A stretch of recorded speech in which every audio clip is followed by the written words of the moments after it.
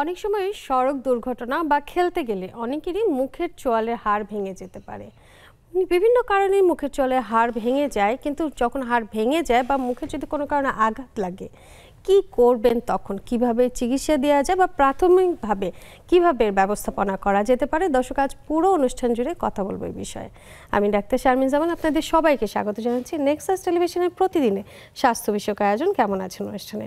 দর্শক, মুখের হাড় ভেঙে গেলে প্রাথমিক চিকিৎসা কি হতে পারে সেই বিষয়ে জানানোর জন্য আজ আমাদের সাথে আছেন একজন বিশেষজ্ঞ অতিথি। আমাদের সাথে আছেন অধ্যাপক ব্রিগেডিয়ার জেনারেল অবসরপ্রাপ্ত ডাক্তার মোহাম্মদ আব্দুর রব, senior consultant oral and maxillofacial surgeon, BIRDEM general হাসপাতাল। স্যার, আপনাকে স্বাগত জানাচ্ছি আমাদের আজকের আয়োজনে। ধন্যবাদ। আসসালামু আলাইকুম। দর্শক, আপনাদেরও স্বাগত জানাচ্ছি এবং অনুরোধ করছি আমাদের সাথে পুরো অনুষ্ঠান জুড়ে থাকার জন্য। আজকের এই বিশেষ পর্বটিতে আপনারা কিন্তু জানতে পারবেন মুখের চোয়ালের যদি হাড় ভেঙে যায় কীভাবে ব্যবস্থাপনা দিতে পারে। এই বিষয়ে তো প্রশ্ন করতে পারেন আমাদের চিকিৎসককে। স্ক্রিন দেখানো যে নাম্বারটি আছে সেই নাম্বারে। এছাড়াও মুখের বা দাঁতের যদি কোনো সমস্যা থেকে থাকে তাহলেও কিন্তু সরাসরি প্রশ্ন করতে পারেন আমাদের বিশেষজ্ঞ চিকিৎসককে। আর এই অনুষ্ঠানটি একই সাথে ফেসবুক লাইভ হচ্ছে, আপনারা চাইলে লাইক, কমেন্ট এবং শেয়ারের মাধ্যমে সরাসরি যুক্ত থাকবেন আমাদের সাথে। স্যার, চলে যায় আজকে আমাদের মূল অনুষ্ঠানে, যেখানে আমরা আজকে কথা বলতে চাচ্ছি যে মুখের চোয়ালের যদি হাড় ভেঙে যায় এর প্রাথমিকভাবে চিকিৎসা কি হতে পারে সে বিষয়ে জানবো। কিন্তু তার আগে স্যার শুরুটা একটু জানি যে দুর্ঘটনা পড়লে তো অনেক সময় দেখা যায় অ্যাক্সিডেন্টাল কারণে হাড় ভেঙে যাচ্ছে, বা আঘাত লাগলে শরীরে অন্য শরীরের স্থানগুলোতে যেরকম হাড় ভাঙে মুখেও হাড় ভাঙতে পারে। কিন্তু এছাড়া কি আর কোনো কারণ আছে, বা কিভাবে ভেঙে যায়, কতগুলো স্থানে ভাঙে, এই বিষয়টি যদি একটু বলেন আর কি। ধন্যবাদ। আমি প্রথমে শুরু করছি আমাদের মুখ ও চোয়ালের হাড় ভাঙার কারণ থেকে। আসলে ব্যাপারটা হচ্ছে, আমি সাথে সাথে যুক্ত করে যাই শুধু মুখ ও চোয়ালের হাড় না, সাথে আমাদের দাঁত কীভাবে ভেঙে যায় বা দাঁত মাঝে মাঝে যে বাচ্চাদের, এটা একটা ইম্পর্টেন্ট টপিক, আমি সাথে এটা যুক্ত করে নিচ্ছি। তো অন্যান্য দেশের মতো বাংলাদেশেও মুখ ও চোয়ালের হাড় ভাঙার সবচেয়ে প্রধান কারণ হলো সড়ক দুর্ঘটনা, যেটাকে বলে ট্রাফিক অ্যাক্সিডেন্ট। সারা পৃথিবীর মতো বাংলাদেশেও এই অ্যাক্সিডেন্টটা বেশি হয়ে থাকে, এবং বিশেষ করে ইয়াং জেনারেশন, যাকে বলা হয় কম বয়সী, অল্প বয়সী যারা, মোটরসাইকেল অ্যাক্সিডেন্ট সবচেয়ে বেশি হয়। একটা সমীক্ষায় দেখা গেছে বাংলাদেশে প্রতিদিন যে পরিমাণ অ্যাক্সিডেন্ট হয় তার সিংহভাগই মোটরসাইকেল দুর্ঘটনা, এবং অনেকে হেলমেট ছাড়া মোটরসাইকেলে চলে, সেই জন্য দুর্ঘটনা বেশি হয়। এছাড়াও খেলতে গিয়ে, যেটা আপনি একটু আগে বলছিলেন, যে খেলতে গিয়ে বিশেষ করে বাচ্চারা সাইক্লিং করে অথবা ফুটবল খেলে অথবা ক্রিকেট খেলে, স্লিপ করে পড়ে যায়, তখন দাঁত এবং মুখের হাড় ভেঙে যেতে পারে। দাঁতও ভেঙে যেতে পারে, দাঁতও অ্যাভালস হয়ে যেতে পারে, দাঁতটা পুরো দাঁত পড়ে যেতে পারে। এছাড়াও আর হাউস হোল্ড কিছু কাজ করার সময় মানে দুর্ঘটনাবশত স্লিপ করে পড়ে যেতে পারে, পিছলে স্লিপিং ইঞ্জুরি হতে পারে। আর বক্সিং ইঞ্জুরি এক ধরনের আছে, যারা বক্সিং খেলে তারা হতে পারে। স্পোর্টস ইঞ্জুরি অনেক বড় আকারে, অনেক ধরনের স্পোর্টস ইঞ্জুরি সেগুলো হতে পারে। কেমিক্যাল ওয়েপন ইঞ্জুরি করে, ইন্ডাস্ট্রিয়াল অ্যাক্সিডেন্ট হতে পারে, যারা বিভিন্ন ইন্ডাস্ট্রিতে কাজ করে, কারখানাতে কাজ করে, তাদের অনেক সময় মুখের এবং চোয়ালে অনেক ধরনের আঘাত লাগে, সেই ধরনের হতে পারে। এছাড়াও যুদ্ধক্ষেত্রে বুলেট ইঞ্জুরি, স্পিন ইঞ্জুরি, এগুলো তো আছে, যদিও সংখ্যা খুব বেশি না, আমাদের দেশে এই ধরনের সংখ্যা খুব কম, তারপরও এটা হতে পারে। তো আমাদের উদ্দেশ্য একই, ট্রিটমেন্টের একটু পার্থক্য আছে, বাট মেইন কারণগুলো এগুলো আর কি। আচ্ছা, একটু জানি স্যার, যে মুখে যখন ভেঙে যায় বা আঘাত লাগে কোনো কারণে, বিশেষ করে আমরা মুখটার কথা যদি চিন্তা করি, মাথার সাথে একদম রিলেটেড, যে মাথার খুব কাছাকাছি অংশ, চোখের এই জায়গায় একটা খুব সংবেদনশীল একটা অংশ চোখ, সেখানে অনেক সময় আঘাত লেগে যেতে পারে। তো সেই ক্ষেত্রে স্যার মানে দুর্ঘটনার কারণে কতটুকু ক্ষতিগ্রস্ত হতে পারে একজন ব্যক্তি? হ্যাঁ, মানুষ যখন যে দুর্ঘটনা আক্রান্ত থাকে আমাদের কাছে যখন আসে, আমাদের মধ্যে মাথার মধ্যে সবসময় এটা খেয়াল রাখতে হবে যে, যেহেতু আপনি যেটা বলছিলেন যে মুখের চোয়ালটা ব্রেনের খুব কাছে, অনেকগুলো ভাইটাল স্ট্রাকচার, নাক, কান, চোখ কাছে, এবং স্পেশালি মস্তিষ্ক ব্রেনের খুব কাছে। তো খুব স্বাভাবিকভাবেই মুখের আঘাতটা ব্রেনের মাথা হেড ইঞ্জুরি যাকে বলি হতে পারে। হয়তো অনেক সময় প্রথমে বোঝা যায় না যে পেশেন্টের আঘাতটা কতটা গুরুতর। তো আমাদের কাছে যখন আসে পেশেন্ট, এবং পেশেন্ট যখন সড়ক দুর্ঘটনার স্থলে পড়ে, আমাদের সাধারণ জনগণের যেটা সবসময় উচিত, ম্যানেজমেন্টটা দিয়ে খেয়াল রাখতে হবে, রোগীদের যারা প্রাথমিক চিকিৎসা দেয়, ধরুন আমি বলি গ্রামবাসী, যে রোড অ্যাক্সিডেন্ট হয়েছে, বাসে তার পাশে তারা আসছে, আমাদের ওই পেশেন্টকে উদ্ধার করার সময় যেন খুব আস্তে ধীরে তাদেরকে নিয়ে আসা হয়। অনেক সময় এই ঘাড়ের হাড়ে চোট লাগে, শুধু নাড়াচাড়া করার কারণে যদি যদি অসাবধানের মতো নাড়াচাড়া করে সে ঘাড়ের হাড়টা ভেঙে যায় এবং স্পাইনাল কর্ড ইঞ্জুরি হলে পেশেন্টের সমূহ অনেক বেশি ক্ষতি হয়ে যেতে পারে। আমরা সেই জন্য এই রোগীগুলোকে স্থানান্তর করার সময় নিকটস্থ হসপিটাল নেওয়ার সময় খুব সতর্কভাবে নড়াচড়া করে নেওয়া উচিত, যাতে করে ঘাড়ের আঘাত না পায়। আর ব্রেনের আঘাত বা অন্য আঘাতগুলো তো ওই স্পটে বুঝতে পারবে না, হসপিটালে আসতে হবে। হসপিটাল থাকার পরে আমরা যারা ডাক্তার, যারা নিকটস্থ ডিউটি ডক্টর যেই থাকুন না কেন, তারা দেখতে পারে, তারা বিভিন্ন টেস্টের মাধ্যমে বুঝতে পারবে তার আঘাতটা মানে কি পরিমাণ ক্লিনিক্যালি তারা গুরুতর, তার ব্রেনের ইঞ্জুরি আছে কিনা। তারা কিছু টেস্ট আছে আমাদের জানি, আমরা ডাক্তারি ভাষা বলি গ্লাসগো কমা স্কেলে, যে কোনো ডাক্তারই করতে পারবে যে সাসপেক্টেড ব্রেন ইঞ্জুরি আছে কিনা, বা চোখের ভিশনটা টেস্ট করতে পারবে, কিছু টেস্ট আছে। এগুলো দেখার পরেই তারা স্পেসিফিকভাবে তারা সঠিক জায়গায় তাদেরকে রেফার করতে পারবে যে কোন চিকিৎসকের ইমিডিয়েট শরণাপন্ন হওয়া দরকার। আচ্ছা, এটা তো স্যার গেল যে মানে ব্যবস্থাপনাটা কীরকম হচ্ছে সেটা, কিন্তু যদি ইমিডিয়েটলি কোনো ব্যক্তিকে যদি এরকম রাস্তায় পড়ে থাকতে দেখে যে তার আঘাত লেগেছে, ইনস্ট্যান্ট কি স্যার হসপিটালে যাওয়ার মুহূর্তটা পর্যন্ত কি কি আসলে এমার্জেন্সিভাবে দেওয়াটা সম্ভব? হ্যাঁ, সেটা হলো প্রথমত কয়েকটা জিনিস ঘটতে পারে। অ্যাক্সিডেন্টের কারণে পেশেন্টের প্রচুর রক্তক্ষরণ হতে পারে। রক্তক্ষরণটা সাথে সাথে বন্ধ করার চেষ্টা করতে, কিছু যদি নাও পাওয়া যায়, কোনো কাপড় পাওয়া যায়, পরিষ্কার কাপড়, পেশেন্টের পরনের কাপড়, গামছিটাই পাওয়া যায়, সেটা দিয়ে ওটাকে চেপে ধরতে হবে, অথবা কিছুটা হালকা করে বেঁধে দিতে হবে। কিন্তু তার আগে একটা ইম্পর্টেন্ট যে পেশেন্টের শ্বাস প্রশ্বাস, কারণ শ্বাসনালীর কাছেই আমাদের মুখে হাড় ভেঙে গিয়ে পিছনের দিকে পেশেন্টের হাতে দাঁত ভেঙে গলার পিছনের দিকে চলে যেতে পারে, পেশেন্ট ডেঞ্চার আর্টিফিশিয়াল দাঁত পড়ে থাকতে পারে, অথবা পেশেন্ট যদি আনকনশাস হতে পারে। সেক্ষেত্রে পেশেন্টের যত সময় পেশেন্টকে একটু হালকা কাত করে রেখে সমভাবে পেশেন্টের মুখটা পরিষ্কার করে দিতে হবে, অথবা রাখলে যাতে করে গলার ভিতরের দিকে শ্বাসনালী কোনোভাবেই বন্ধ না হয়ে যায়। যতদূর সম্ভব প্রাথমিকভাবে সাবধানে করতে হবে। আর নেওয়ার সময়টা খেয়াল রাখতে হবে যে ব্লিডিংটা বন্ধ করতে হবে, আর পেশেন্ট কনশাস আছে কিনা সেগুলো খেয়াল রাখতে হবে। এর বেশি করণীয় কিছু নেই আসলে, ব্লিডিং বন্ধ করে হসপিটাল নিয়ে বাকি চিকিৎসা করতে হবে, 200 হসপিটাল নিতে হবে।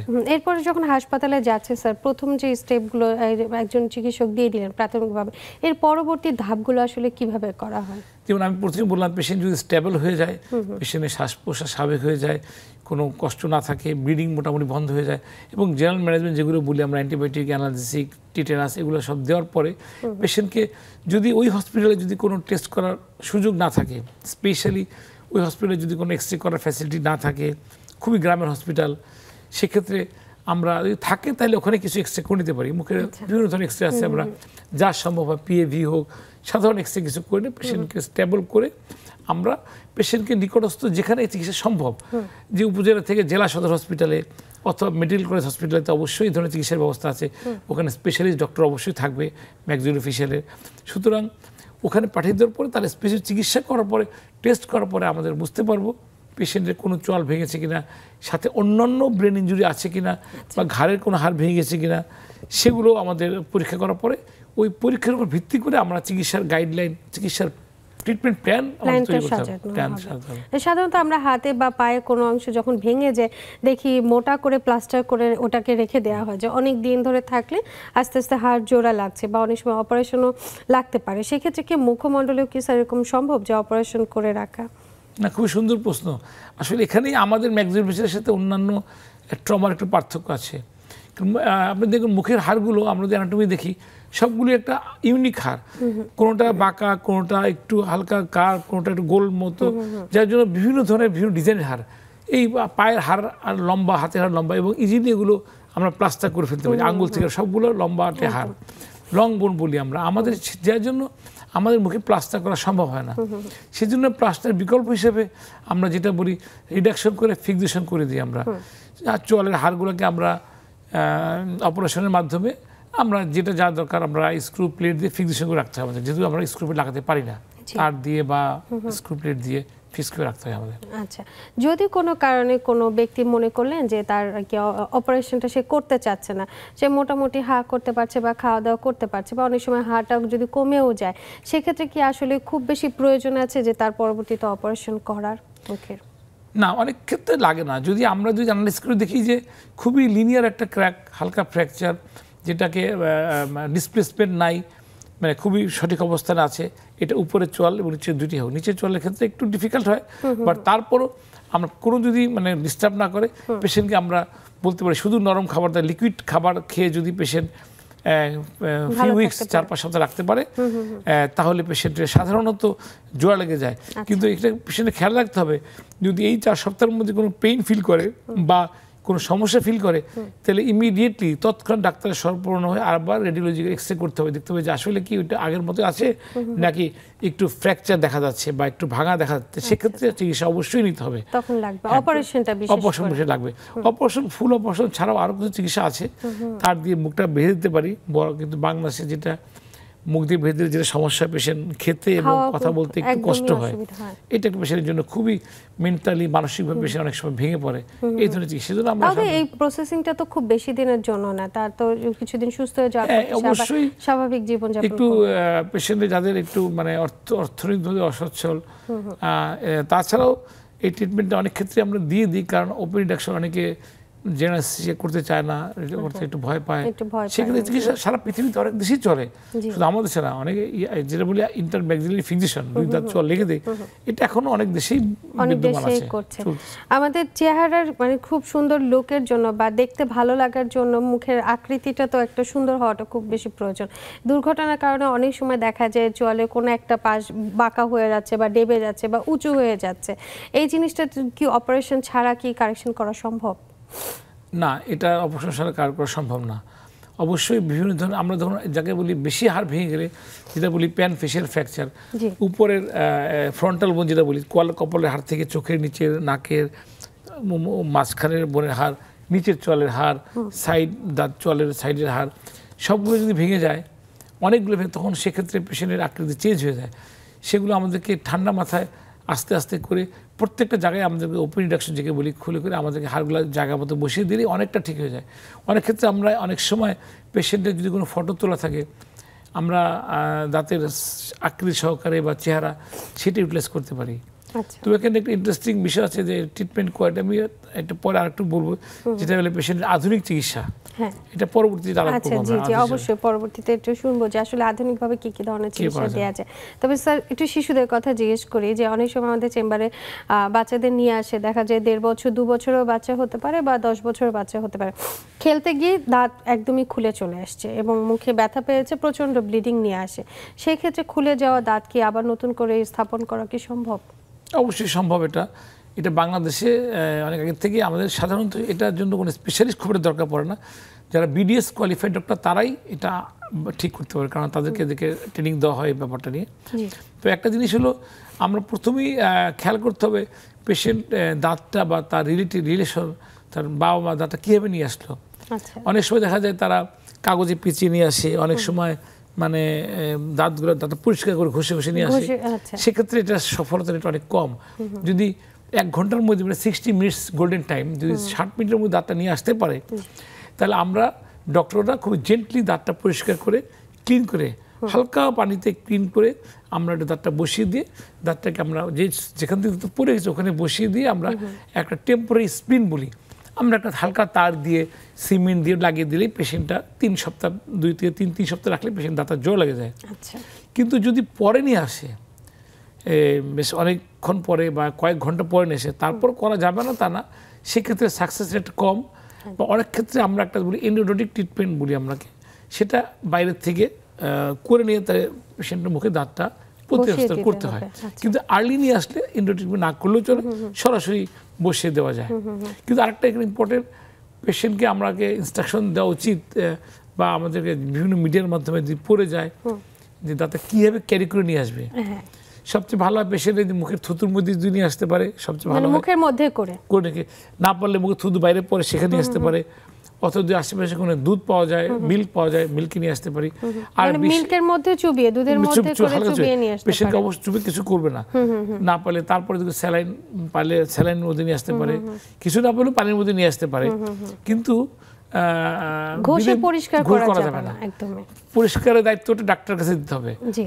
আর আরেকটা ইম্পর্টেন্ট, বিদেশে কিন্তু মানে আমাদের বিভিন্ন স্কুলে একটা হ্যাং ব্যাংক সলিউশন আছে, একটা ব্যাংক সলিউশন। এই সলিউশনটা ওরা স্কুলে রিজার্ভ করে রাখে, এরকম ঘটনা ঘটলে পরে ওই সলিউশনটা হলে মোস্ট আইডিয়াল সলিউশন, ওই দাঁতটাকে ওখানে ভিজে আনতে বলা হয়েছে আর কি। বাংলাদেশে এখন পর্যন্ত সেই পরিমাণে বিভিন্ন প্রতিষ্ঠানে তবে আমরা আশা করবো যে যদি দাঁত এরকম যদি মুখ থেকে খুলে আসে দুর্ঘটনার কারণে, তাহলে 1 ঘন্টার মধ্যে দ্রুত চিকিৎসকের কাছে যেতে এবং এটাকে নরমাল পানিতে হলো যাতে নিয়ে যাতে পরিষ্কার করার একটা প্রয়োজন আছে। স্যার, আমাদের সময় হয়ে গেছে ছোট একটি বিরতি নিয়ে, বিরতি থেকে এসে আমরা আধুনিকতম চিকিৎসা সম্পর্কে জানবো। দর্শক সাথেই থাকুন, ফিরছি কিছুক্ষণের মধ্যে ছোট্ট একটা বিরতি নিয়ে এসে।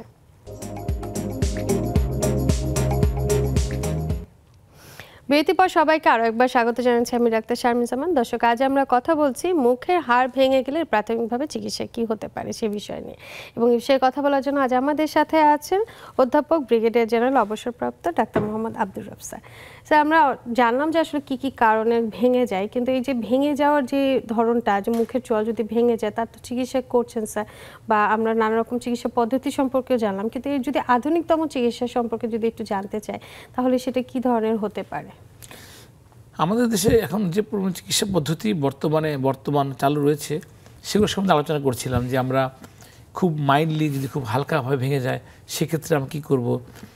আবার বাচ্চাদের ব্যাপারে ওটা পরে বলছি, বাচ্চাদের যদি হাড় ভেঙে যায় তার চিকিৎসা পদ্ধতি একটু ভিন্নভাবে, কারণ আমরা তাদেরকে পুরোপুরি অপারেশন করতে পারি না, কারণ পেশেন্টের দুধ দাঁত থাকে, চোয়ালের ভিতরে স্থায়ী দাঁতগুলোর রুট মানে যেটা তৈরি হতে থাকে, যেটাকে বলা হয়, যার জন্য আমরা একটা অন্যভাবে আমরা যাদেরকে আলাদাভাবে বিশেষ একটা ছাপ নিই, আমাদের একটা পদ্ধতি আছে, ছাপ নিয়ে তারপর একটা স্প্রিন বানিয়ে ওইভাবে চিকিৎসা করি। এটা তো শিশুদের ক্ষেত্রে, বাচ্চাদের ক্ষেত্রে।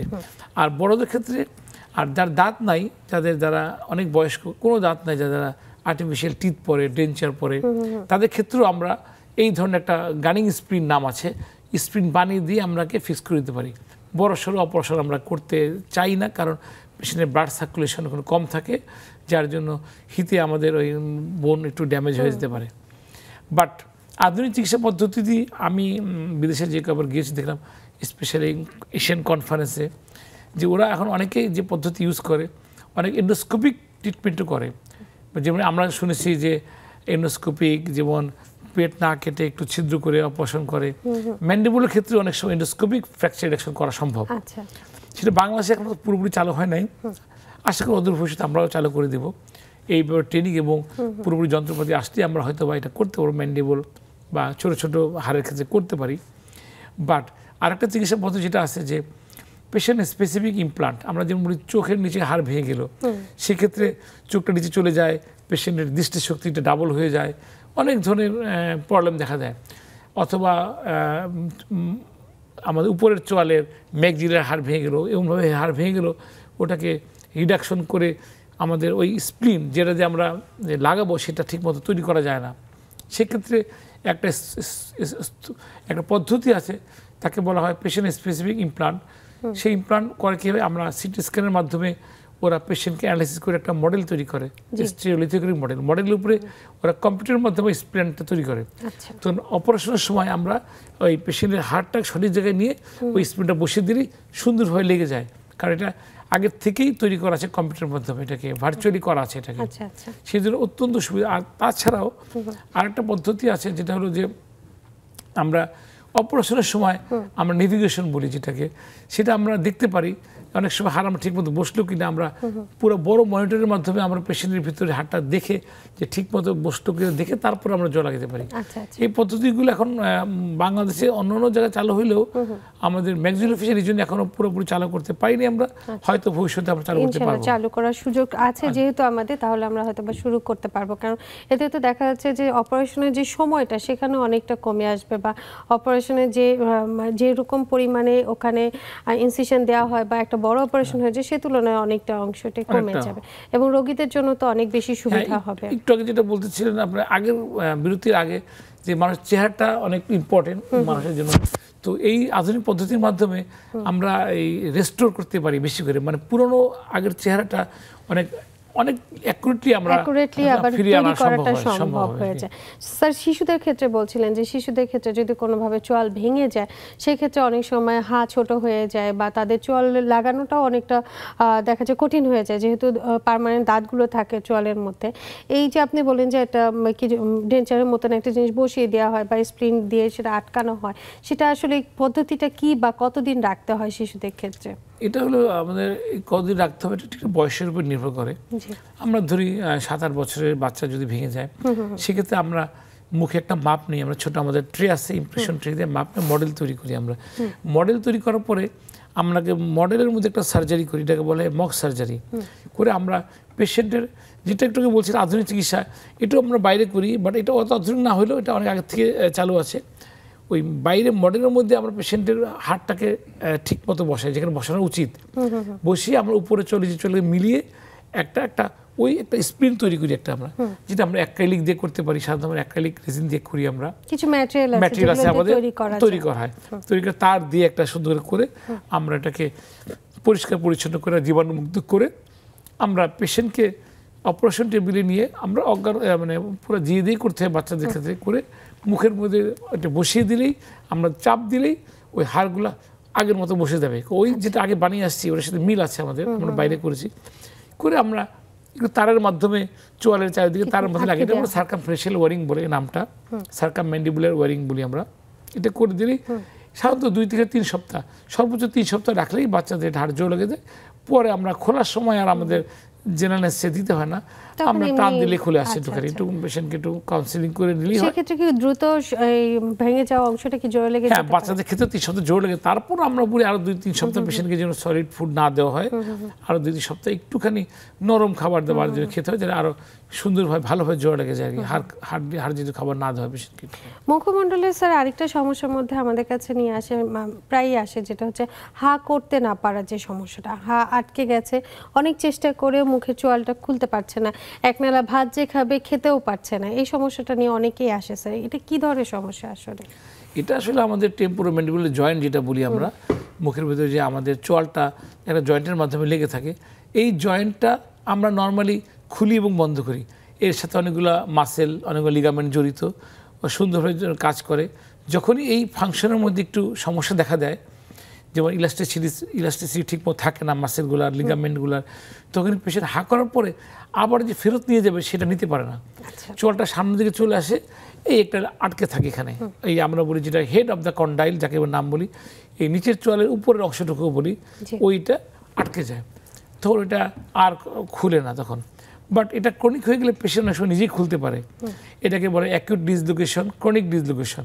অ্যাকিউট ডিসলোকেশন হঠাৎ করে কোনোদিন হঠাৎ করে পেশেন্টের হয়ে গেল, পেশেন্টের অভ্যাস নাই, সেটা এক ধরনের সমস্যা। অনেকের ক্রনিক মানে প্রায় হয়, পেশেন্ট অনেক সময় নিজেই শিখে যায় কীভাবে এটাকে আগের জায়গায় ফেরত নিতে হবে আর কি, মানে অভ্যাসে পরিণত হয়। এতে করে পেশেন্টের অনেক সময় একটা শব্দ হয়, অনেক সময় পেশেন্টের সাউন্ড হয়, পেশেন্ট মাঝে মাঝে ইরিটেশন ফিল করে, পেশেন্ট সাইকোলজিক্যালি খুবই দুর্বল হয়ে যায়, মানসিকভাবে বিপর্যস্ত হয়ে যায়, যে একটু কথা বললেই বোধহয় মুখটা আটকে যাবে, আমি কথা বলতে পারবো না। সেই জন্য এটাকে একটু সতর্কভাবে চলা উচিত পেশেন্টের। চিকিৎসা পদ্ধতিও আছে, তবে প্রিভেনশনটা হলো পেশেন্ট যখন কথা বলবে বা জোরে হাই তুলবে, হাতে একটু সাপোর্ট নিয়ে হাই তোলা উচিত, জোরে উচ্চস্বরে হা করে হাসা উচিত না, যাতে করে বেশি মুখ না খুলে যায়, যে এটা প্রবলেমটা হয়ে যায়। আচ্ছা আচ্ছা, তো সেক্ষেত্রে মেইনটেনেন্সটা খুব বেশি প্রয়োজন। অপারেশন বা অন্য কোনো মাধ্যমে কি এটা চিকিৎসা পদ্ধতি হলো, যদি পেশেন্ট যদি এটাকে নিজে না রিডাকশন করতে পারে বা আগে, সেক্ষেত্রে দ্রুত নিকটস্থ বিডিএস ডক্টরের কাছে যেতে হবে, ওনারা এটা করে দিতে হবে। এটা সামনে চলে একটা হাত সোজা পদ্ধতি, যদি ওটা সামনে চলে হাত দিয়ে একটু ডাউনলোড করে সামনে ঠেলে দিয়ে ওটা চলে যায়, এটা ডাক্তাররা পারবে, ডেন্টাল সার্জন যারা আছে সবাই পারে ইনশাল্লাহ এটা। আর পার্মানেন্ট চিকিৎসা বলতে কিছু কিছু পদ্ধতি আছে পেশেন্টের, যেমন পেশেন্টকে আমরা যে মাসেল লিগামেন্টগুলো আছে, এগুলো আমরা অনেক সময় কিছু মেডিসিনের মাধ্যমে, ইঞ্জেকশনের মাধ্যমে আমরা এটাকে আমরা ঠিক করে দিতে পারি, জয়েন্ট ইঞ্জেকশন দিয়ে। আরেকটা আছে পেশেন্টকে টেম্পোরারি মুখটা অনেক সময় আমি দেখেছি বাইরে কিছুদিনের জন্য আমরা ইন্টারম্যাক্সিলারি ফিক্সেশন করে রাখি 5 days, এবং পেশেন্টের এটা বলা হয় অটো হিমোথেরাপি, পেশেন্টের ওন ব্লাড এখানে দিয়ে হয়, কিছুটা ফাইব্রোসিস হয়, কিছুটা হার্ট অ্যানেস্থেসিস হয়। এটা হলো মোটামুটি কনজারভেটিভ সার্জিক্যাল অ্যাপ্রোচ। আর ফাইনাল অ্যাপ্রোচ যেটা সার্জিক্যাল অ্যাপ্রোচ যেটা আছে, আমরা ইমিউনেক্টমি করতে পারি বা আমরা টিএমজেন সার্জারির মাধ্যমে ঠিক করতে পারি। বাট এটা অপারেশন করে ঠিক করা সম্ভব, কিন্তু তার আগে নরমালি যদি কেউ শিখে যায় ম্যানেজমেন্ট, তবে এটা অপারেশন করেও খুব বেশি সাকসেস অনেক বেশি তা না। এটা অনেক জটিল অপারেশন এটা। তো আমার অপারেশন ছাড়া যদি এটা অন্যান্য পদ্ধতিতে ঠিক করা যায়, এই সেমি বা কনজারভেটিভ সার্জিক্যাল অ্যাপ্রোচে, তাহলে অনেকটা ভালো হবে, অনেকটা বেশি সুযোগ। স্যার, মুখের চলে হাড় ভেঙে যাওয়ার ব্যাপার আপনি বলেন যে দুর্ঘটনার কারণে, যেসব কারণে ভেঙে যায়, অনেক সময় দেখা যায় মুখের ভিতরে যে টিউমার বা ক্যান্সারের মতন সমস্যা হলেও অনেক সময় চোয়ালের হাড় ভেঙে যাচ্ছে বা হাড় ক্ষয় হয়ে যাচ্ছে, পাতলা হয়ে যাচ্ছে। সেই সময় অপারেশনের পরবর্তীতে এই চোয়ালকে নতুন করে পুনর্গঠিত করা সম্ভব? অবশ্যই সম্ভব এটা, বাট তার আগে দেখতে হবে কী ধরনের প্যাথোলজি, কী ধরনের কারণে, কী ধরনের টিউমার বা ক্যান্সার বা কোন কারণে এটা ভেঙে গেল। যদি সাধারণ বিনাইন টিউমার বা অন্য কোনো টিউমারের কারণে যদি এটা ভেঙে যায়, সেক্ষেত্রে আমরা টিউমার রিমুভের সাথে সাথে আমরা আর্টিফিশিয়াল মাইক্রোভাস্কুলার গ্রাফট যেটা বলি, পার থেকে হাড় নিয়ে লাগিয়ে দেওয়া সম্ভব। অনেক সময় যদি বিনাইন টিউমার হয়, সেক্ষেত্রে আমরা নন ভাস্কুলার বলি, আমরা ইলেকট্রিসিটি কোমরের হাড়টা নিতে পারি আমরা, বা অনেক ধরনের হাড় নিয়ে আমরা এটা ফিক্স করে লাগিয়ে দিতে পারি। তো সবচেয়ে ভালো যেটা হলো মাইক্রোভাস্কুলার যেটা বলি, এটা সবচেয়ে বেস্ট। লাগিয়ে দিলে পেশেন্টের চোয়ালটা পুরোপুরি পুনর্গঠন করা সম্ভব। বাট যদি সিভিয়ার ইনফেকশন, অস্টিওমাইলাইটিস অনেক বেশি পরিমাণে হয়ে গেছে, ইনফেকশন ছড়িয়ে গেছে, বা আমরা একটা বলি যে পেশেন্টের রেডিওথেরাপি দেওয়ার পরে যে রেডিও নেক্রোসিস হয়ে গিয়েছে, যে ক্ষেত্রে আমরা হাড় ফেলে দিলে অনেক সময় নতুন হাড় প্রতিস্থাপন করতে অনেক সময় অনেক ডিফিকাল্ট হয়ে যায়, সেক্ষেত্রেও আমরা করতে পারি। বাট পেশেন্টকে খুব ফলোআপে রাখতে হবে, আমার পেশেন্টকে কাউন্সিলিং করে নিয়ে করা সম্ভব, বাট ওগুলোর সাকসেস রেট অনেকটা বেশি না, অনেক বেশি না। ওটা আমরা করলেও হয়তো পেশেন্টকে বলে রাখতে হবে যে অনেকদিন নাও ভালো থাকতে পারে না। কিন্তু বিনাইন টিউমার অন্য ক্ষেত্রে বা ট্রমার কারণে যদি সেখানে নতুন হাড় লাগাই, সাকসেস রেট অনেক ভালো, এবং এটা পরবর্তীতে তো কোনো সমস্যা হয় না, আমরা দাঁতও লাগাইতে পারি, ওখানে ইমপ্লান্ট করে দিয়ে দাঁতও লাগানো সম্ভব, দাঁতও লাগানো সম্ভব। এক্ষেত্রে তো বয়সটা অনেক বড় ইম্পর্টেন্ট ইস্যু, এবং তার সাথে যদি কারো যদি ডায়াবেটিস, প্রেশার যদি থেকে থাকে, তখন কি এই চিকিৎসাগুলো দেওয়া সম্ভব হয়? না, প্রেশার ডায়াবেটিস থাকলে দেওয়া সম্ভব, প্রেশার তো কন্ট্রোল রাখা যায়, ডায়াবেটিস যদি কন্ট্রোলে থাকে দেওয়া সম্ভব। বাট যাদের বোন ডিজিজ থাকে, অস্টিওপোরোটিক ডিজিজ থাকে আগের থেকে প্রি এক্সিস্টিং, এই ধরনের ক্ষেত্রে ইমপ্লান্ট বা এই ধরনের ওভার ট্রিটমেন্ট করা অনেক সময় ডিফিকাল্ট, সাকসেস কমে যায়, সফলতার রাইট কমে যায় অনেক। সেই ক্ষেত্রে দাঁত লাগানোর কি কোনো ব্যাপার থাকে যে অন্য কোনো পদ্ধতিতে তার দাঁতটা প্রতিস্থাপন করা যায়? হ্যাঁ, সেগুলো আমরা আর্টিফিশিয়াল ডেঞ্চার যেটা বলি, রিমুভেবল ডেঞ্চার যেগুলো বলি, সেই অপশনও রয়ে গেছে আমাদের আজকাল। ফ্লেক্সিবল ডেঞ্চার না, মানে ভালো ধরনের ডেঞ্চার পাওয়া যায়, আমরা ও অল্টারনেটিভ দিতে পারি। অথবা দুইটা দাঁত থাকলে আমরা ব্রিজ দিতে পারি, যদি ব্রিজ ইমপ্লান্ট না করতে পারলে আমরা ব্রিজ দিয়ে পেশেন্টকে দাঁতের প্রতিস্থাপন করে দিতে পারি। যদি কোনো কারণে ওর দাঁত না থাকলো, বা কেউ চাচ্ছে না যে আমি মুখে দাঁত রাখবো না, বা দুইটা চোয়ালের যে সংযোগী স্থানটি, অক্লুশলের যে ব্যাপারটা, সেই জায়গাটা যদি কোনো কারণে যদি ডিসপ্লেস হয়ে যায় বা সরে যায়, সেক্ষেত্রে কী কী ধরনের সমস্যা আসলে তৈরি হতে পারে স্যার? পেশেন্টের যদি চোয়াল সরে যায়, দাঁত যদি না লাগায়, আস্তে আস্তে আমাদের অনেকে দেখা যায় এক সাইডে দাঁত নাই, আর এক সাইড দিয়ে খাচ্ছে কন্টিনিউয়াস, তার কিন্তু ওয়ান সাইড বাইট হয়ে যায়, তখন অবশ্যই টেম্পোরোম্যান্ডিবুলার জয়েন্টে একটু সমস্যা হবে। পেশেন্ট কয়েকদিন পর থেকে ব্যথা করবে, হাঁক করতে কষ্ট হবে, আওয়াজ হবে, এই ধরনের সমস্যা সৃষ্টি হবে। অথবা চোয়ালটা একদিকে চলে গেলে আর যদি দাঁত থাকে, ভাটির হেড কমে যাবে, চেহারাটা একটু তার নষ্ট হয়ে যাবে, আর্লি এইজেই অনেকটা বয়স্কের মধ্যে দেখা যাবে। সুতরাং নানান ধরনের সমস্যা হয়ে যাবে আর কি।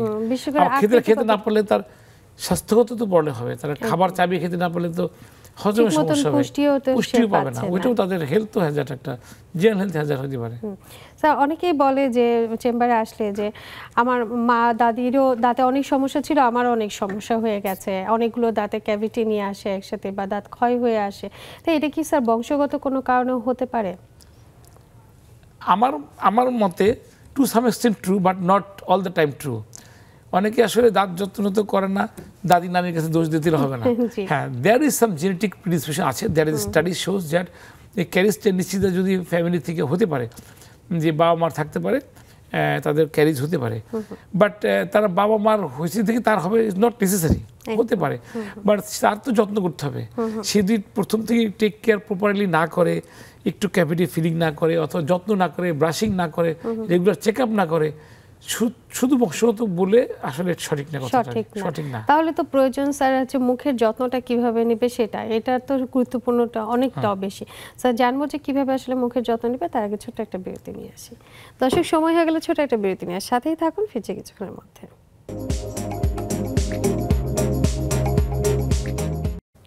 বিরতির পর সবাইকে আরেকবার স্বাগত জানাচ্ছি, আমি ডাক্তার শারমিন জামান। দর্শক, আজ আমরা কথা বলছি মুখমণ্ডলে হাড় ভেঙে গেলে প্রাথমিকভাবে কি চিকিৎসা দিবেন সে বিষয়ে নিয়ে, এবং এই বিষয়ে কথা বলার জন্য আজ আমাদের সাথে আছেন অধ্যাপক ব্রিগেডিয়ার জেনারেল অবসরপ্রাপ্ত ডাক্তার মোহাম্মদ আব্দুর রব স্যার।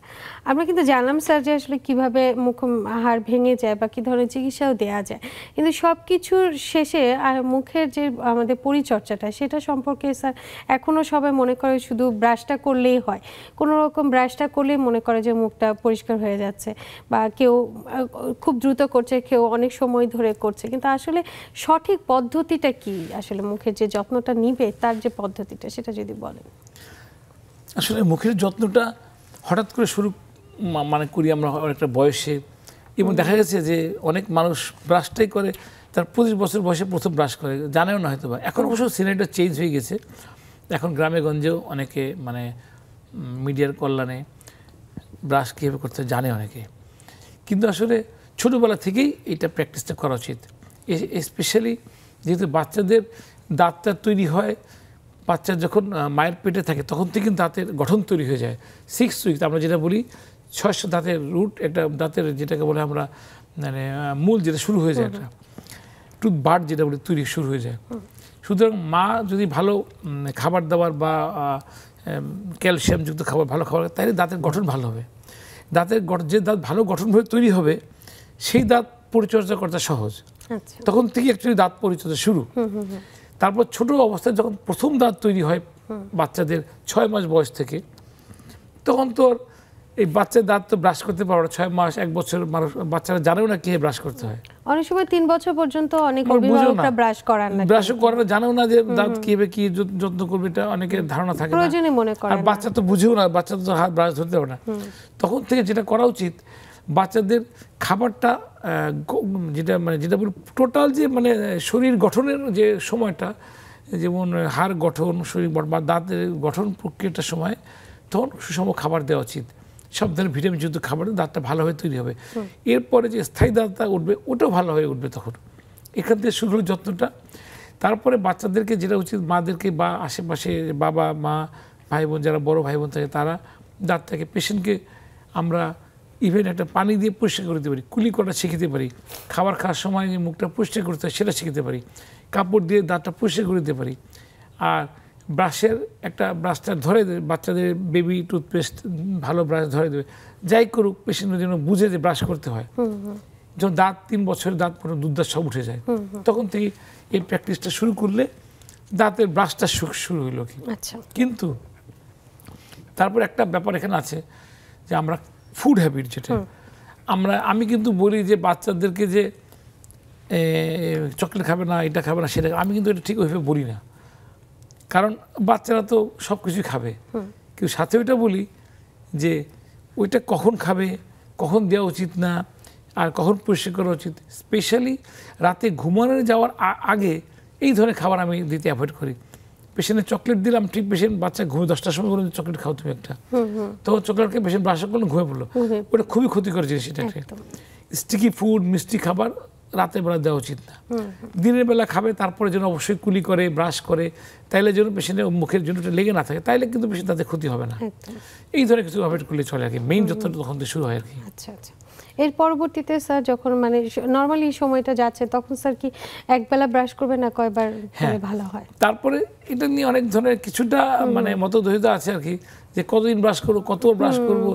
কেউ বলে দিনে একবার ব্রাশ করলে চলে, অনেকে বলে যে আমি তো 3-4 বার ব্রাশ করি স্যার, অনেকে বলে 2 times a day।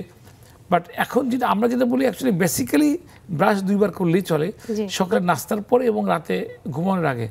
নাস্তার পরে অনেকের ব্রাশ করা ডিফিকাল্ট আসলে। কিন্তু স্যার অভ্যাস তো সবার ঘুম থেকে উঠে ব্রাশ করা, নাস্তার পরে তো অনেকে আমি ব্রাশ সেটাই করতে বলি, চান না। রাতে রাস্তার পরে ব্রাশ করাটা অনেক টাফ, কারণ আমাদের অফিস টাইম হয়ে যায়, কারণ বাস চলে যায়। আর সত্যি কথা, কর্মজীবী মানুষের পক্ষে নাস্তা খাওয়ার পরে 1 মিনিট টাইম নেই যে ব্রাশ করার জন্য আমাদের। যার জন্য তারপরেও নাস্তা খাওয়ার আগেই ব্রাশ করলে নাস্তা খাওয়ার পরে ভালো করে কুলি করা সম্ভব হয়। আর একটা আজকাল যেটা বলে যে clean your teeth after each meal. আমি যদি 5 বারও খাই মেজর ফুড, 5 বারের জন্য আমি পরিষ্কার করি।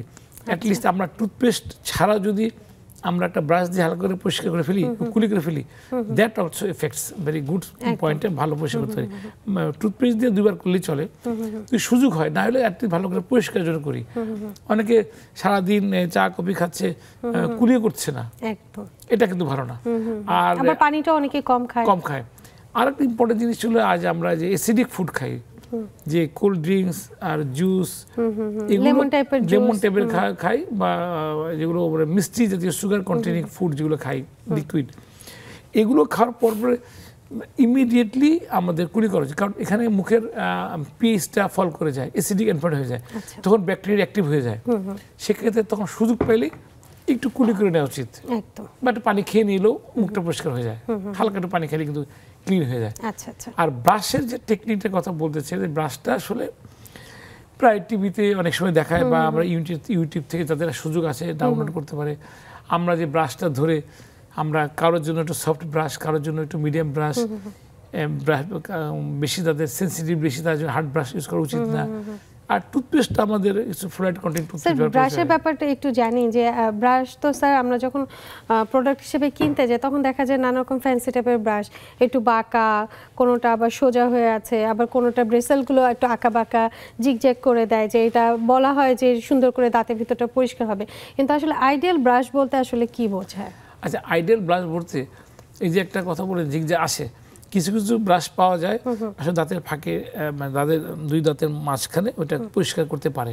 আচ্ছা, বাট আমরা কিন্তু সত্যি কথা বলতে কি, আমরা যে বাঙালিরা, বা আমাদের যে স্বভাব, যে আমরা অনেকটা খরচ করে অনেক কিছু করি, একটা ভালো টুথব্রাশ কেনার সময় আমরা কম দামে টুথব্রাশ ব্রাশটা কিনে ফেলি। টুথব্রাশটা আসলে ভালো কোয়ালিটি পাওয়া যায়, বাংলাদেশে পাওয়া যায়। বাংলাদেশে অনেক কোম্পানি বিদেশ থেকে আসছে, বাংলাদেশের কোম্পানি আছে, ভালো ভালো টুথব্রাশ ইনভেন্ট করেছে, অনেক জায়গায় পাওয়া যায়। টুথব্রাশটা ভালো নিলে, এবং এভরি 3 to 4 মাস ব্রাশটা চেঞ্জ করা উচিত। কারণ হলো টুথের ব্রাশগুলো নষ্ট হয়ে যায়, এটা মাড়িতে ইনজুর করতে পারে, ঠিক মতো ক্লিন করতে পারবে না। একটু জিগজ্যাগ ব্রাশ আছে, এটা প্রত্যেকটার কাজ আছে, কিন্তু ব্রাশটা কীভাবে ব্যবহার করে শিখতে হবে, এবং উপর থেকে নিচে ওয়ান ওয়ে ডিরেকশন করতে হবে, নিচ থেকে উপরে। এটা আমার মানে ইউটিউবে দেখা যায়, অনেক সময় দেখেও করতে পারে যাদের সুযোগ আছে, বা যখনই কোনো ডক্টরের কাছে যাবে, ডেন্টিস্টের কাছে, তারা অন গ্রাউন্ডে তারা দেখিয়ে দিবে মডেলের মধ্যে কে ব্রাশ করতে হয়। ওই অনুযায়ী যদি ব্রাশ সময় কিন্তু খুবই কম লাগে, 1.5 থেকে 2 মিনিটের বেশি ব্রাশ করার কোনো প্রয়োজন নেই। বেশি ব্রাশ করলে বরং আরো ক্ষতি হওয়ার সম্ভাবনা থাকে। একদম। স্যার, একটু টুথপেস্ট সম্পর্কে জানবো, যে টুথপেস্ট নিয়ে অনেকের মধ্যে অনেক রকম মতভেদ আছে। সবাই এসে জিজ্ঞেস করে, ম্যাডাম কোন টুথপেস্ট ব্যবহার করবো? আসলে ভালো টুথপেস্ট বলতে কোনটা বোঝায়, বা কি ধরনেরটা প্রয়োজন? যে কোনো ধরনের টুথপেস্টই ব্যবহার করা যায়, আসলে একটা ফ্লোরাইড কন্টেনিং টুথপেস্ট ব্যবহার করলেই চলে। আসলে আমি ব্রাশটা কিভাবে ইউজ করলাম, ব্রাশ করলাম, এটাই সবচেয়ে বেশি ইম্পর্টেন্ট। তো টুথপেস্ট একটা অবশ্যই ভালো দরকার, একটা ভালো মানের ফ্লোরাইড কন্টেনিং টুথপেস্ট। যার সেন্সিটিভিটি আছে তার জন্য একটু অন্য ধরনের একটু ডিসেন্সিটাইজিং ম্যাটেরিয়াল থাকে, এই ধরনের টুথপেস্ট ব্যবহার করা উচিত, যেগুলো বাজারে গেলেই পাওয়া যাবে।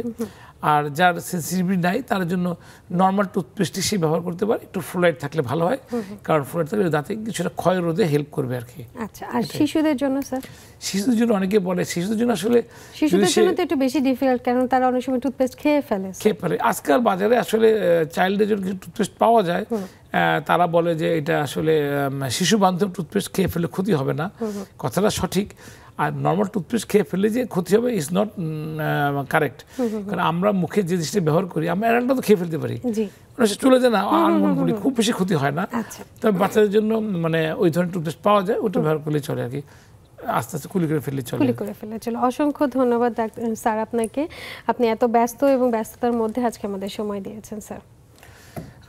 আপনাকেও ধন্যবাদ, এবং নেক্সাস টেলিভিশনের সমস্ত দর্শক শ্রোতাদেরও আমার পক্ষ থেকে অনেক ধন্যবাদ। দর্শক ধন্যবাদ আপনাদেরও যারা এতক্ষণ আমাদের সাথে ছিলেন। আসলে দুর্ঘটনা তো যে কোনো সময় ঘটতে পারে, তাই নিজেকে একটু সচেতন থাকতে হবে। নিজে এবং নিজের পরিবারকে যদি সুস্থ রাখতে চান একটু সচেতন হতেই পারেন, আর তার সাথে সুষম খাদ্যাভ্যাসটা যদি করতে পারেন, আর চিবিয়ে খাওয়ার অভ্যাসটা নিজের এবং নিজের সন্তানের জন্য খুব বেশি প্রয়োজন। চিবিয়ে খেলে পুষ্টিকর খাবারে যেমন পুষ্টিটাও পাওয়া যায়, দাঁতের জন্য অনেক বেশি উপকার। সবাই সুস্থ থাকবেন, ভালো থাকবেন, দেখা হবে অন্য কোনো পর্বে। আজ বিদায়।